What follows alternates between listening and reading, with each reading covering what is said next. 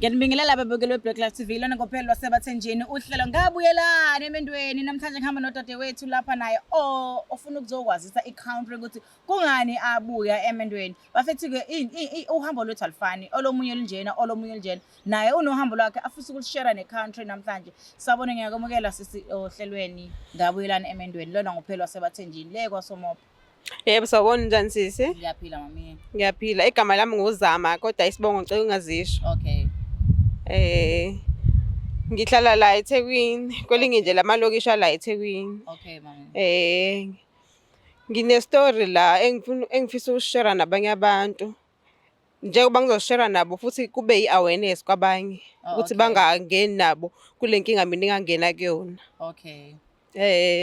Shuthi mina bengithandana nomuntu. Sahlangana naye e-high school sathandana. Saqeda nje sonke esikoleni sonke ndawonye. Bese-ke emva kokuthi sesiqedile umatric sashada. Wangilobola sashada emva kweminyaka emibili. Abantwana asinabo asizange sibe nabo asizange sibe nayo leyo nhlanhla leyo ukuthi sibaphiwe. Story sami sihamba kanje. Ubhuti bengithandana naye ngokuqala kwakhe esonteza yona. Eminyakeni ewu7 sishadile ngizothola ngonyaka wesi8 ukuthi hayi lo muntu engishade naye akena lo muntu le ngitshela ukuthi uyena. Kahle kahle ugqoka imask lo muntu lo. Mina ngaze elinye iside nomphakathi nawo waze elinye iside ngaye. Ubhuti lona ke ushuthi ngachaza ngokuthi ubethwele. Inyanga ethwele futhi. Lokho ngikuzwa kanjani? Ngikizwa ama testimonies aqhamuka ebantwini. Ngalokho kuthiwa nje izinto nami eziningi engayibona lapha yana ezi red flag nje. Kodwa ke ngithe sengiwabona ama red flags kodwa ngaqhubeka ngahlala khona. Ngenxa yokuthi ngisaba nokuthi ngizothi ngibuye emendweni. Ubuya kanjani emendweni? Nkusami lapha kubuya kuyihlazo abantu abaningi ngempela bancamela ukufa befele khona basaba leli gama leli. Lo wafa lesi stigma lesi ena towards abantu ababuya emendweni akukho kakuhle ngoba abanye manje bafisa ukufela khona ngempela. Hayi kunzima ngoba abantu bayakujaja abantu. Kunzima kakhulu nje ngempela. Ubizwa nangamagama amaningi abantu. Ngoma buya emendweni awashiwa nje kuthiwa uma buya emendweni bani ya. Thina ngoba siqhamuke e-Eastern Cape ke kuthiwa amadikazi idikwa umuzi wakho wabuya. Ndihleze ndiva unomngane manje sathi leli idikazi. Hey inhlambe enkulu kabi leyo. Hayi. Hey wena ungaphindi ukubuza idikazi. Awe. Hayibo. Okay, uqhubeke baby. Yebo, ubhuti lo bengishade naye. Sashada nje umshado omhlophe. Shuthi yena umZulu, sahamba nje ngesizulu nje, step by step nje kwazi bafika umshado omhlophe ke. Manje ke ngoba ethwele ke inyanga ethwele wena sekuaffecta kangakanani ke manje ke?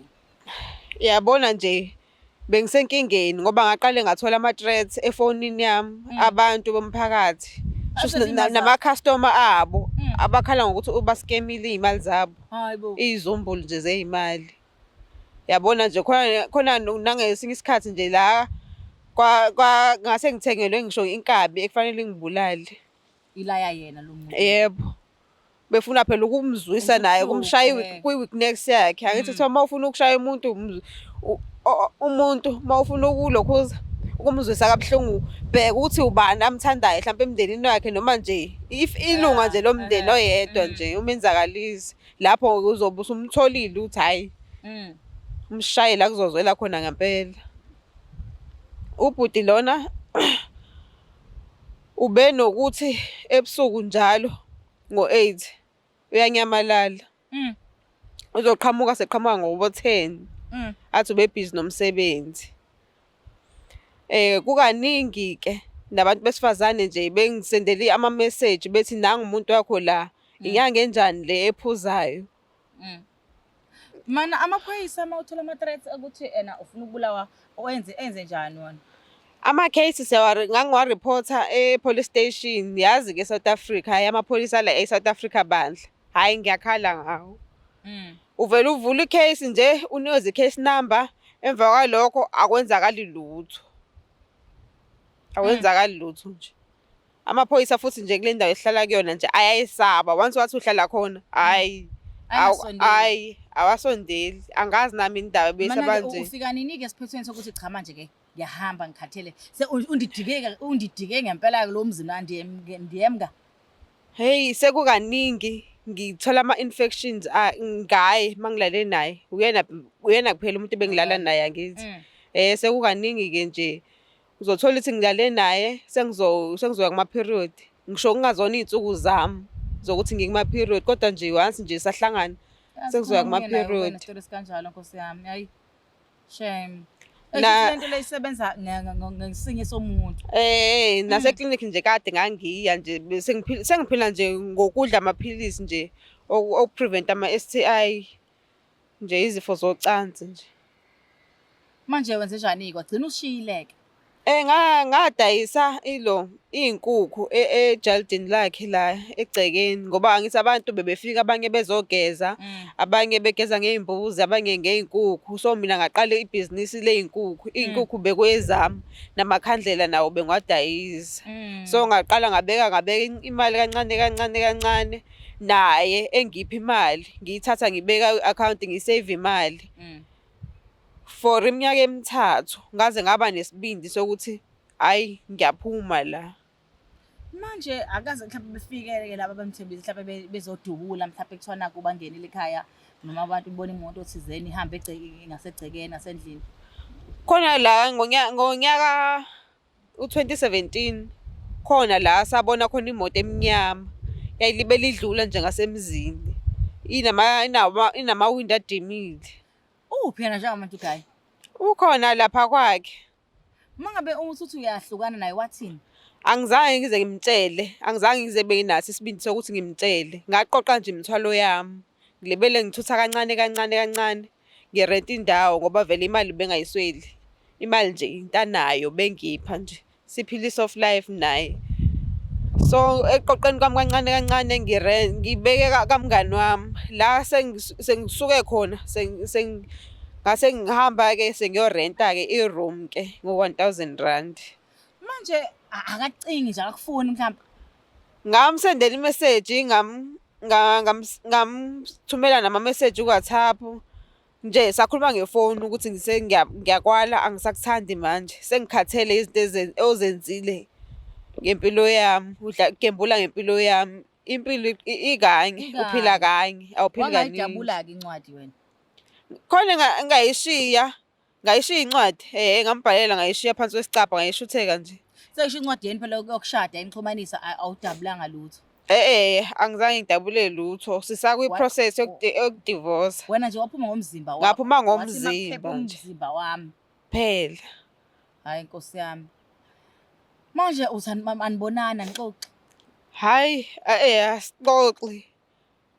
Ngambloka nje efonini. Akaze laba bantu Ngoba phela naye wayengafuni ukwaliwa, indoda ayithanda ukwaliwa. Laba bantu befuna ukumbulala baphi pho baphelela bona? Angibazi-ke manje ukuthi bakuphi-ke.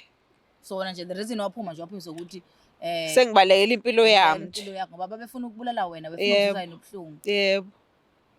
Ungathi nje komunye umuntu nje useceleni nje mhlambe. Hey, yabo. Bamqwashisa ngalolu mkhakha ngoba phela thina sazi nje ukuthi indoda iyajola asikwazi le into ukuthi sekukhona into ezibe deep kanjena engenza ugcine phela uphuma ngaphakathi phela emshadweni.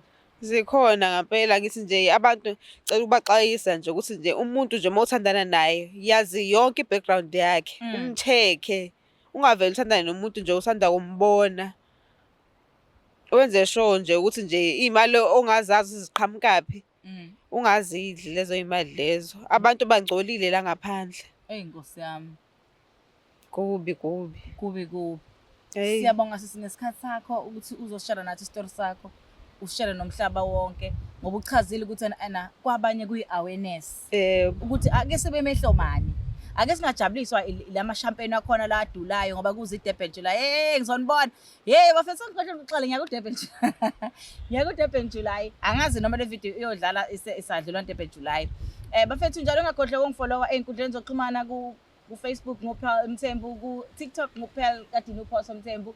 Ningakhohlwa futhi ukulike and subscribe niviewe nizokhona ukubona amanye amavideo afana kananga udadewethu ngoba naye echaza nje ukuthi lena kuyi-awareness ngoba mayethi ena ubhuti wathana naye high school only to find ukuthi ubhuti uyinyanga kodwa lenyanga futhi isho ukuthi iyenza imisebenzi mhlawumbe wedlala ngabantu futhi mhlawumbe bengathwala kwakuthwala nje labo bantu la ngoba sebefuna imali zabo phela ngoba manje bafuna ukumbulala kusho ukuthi mhlawumbe kwangalungi ngendlela ayisoya nabanye ngoba bamfakela amacala enkantolo yazi ukuthi isintu ayinabo ubufakazi Nkosi yami bafethu ningakhohlwa ke uqhubekani nibuke iBlack Life TV iyafundisa le khujana le channel bafethu ave ifundisa mina isengifundisa okuningi mina yazi ngihlale ngibuke uthi ngibuka amashow akudala ngithi hawe ma kanti abantu bubuye benza izinto ezinjena behlele izinto ezinjena elifeini impilo ke bafethu angeke empilweni yethu never say never yabo umunye ngathi hayi mina ngeke uze wazi ufanele wazi fana nje uhleze ubaba umehlo mani bafethu uqhubeka kanjalo noku supporteni ningenza yona hawe nikwenze kimi nikwenze nakwabanye ngiyabonga kakhulu bahlali lona ngophelo lwasebathenjeni baba yini